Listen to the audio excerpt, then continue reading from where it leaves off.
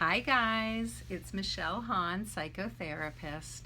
Wanted to talk to you today about relationships, specifically when we get into arguments and fights. So what happens? In any good relationship, people do fight, and that's inevitable, but it's how we resolve it that really tells whether the relationship is working or not. So one thing you may not be aware of is couples often find themselves in a pattern of fighting, or a cycle, if you will, where it doesn't matter what you're fighting about, you fall into a similar pattern. One of you may be pursuing the other to get to the bottom of it, and one of you might be receding into your own cave to get away from it. It could be any combination. But the truth is, what's really happening is there's unmet needs underneath that are not getting expressed. So you may think you're arguing about who's doing more housework, but really there's deeper underlying issues going on.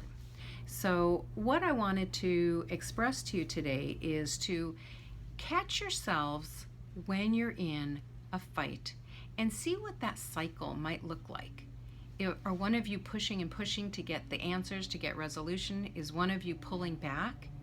If you find that that's happening, it would be recommended to seek out a therapist. A therapist would help you to break it apart, see what's happening for each of you, and get to the underlying unmet needs so that you can start to resolve those issues and lead a more harmonious, supportive, cooperative relationship where there's love and understanding and trust versus unmet needs, frustration, and resentment building up. So that's my thought for today. Go ahead and leave a comment if you have any thoughts on how you and your partner get into cycles, or what kind of fights that you typically get into that seem to happen all the time, or at least repeat themselves. I'd be really curious to hear. Okay, thanks for listening. Bye-bye.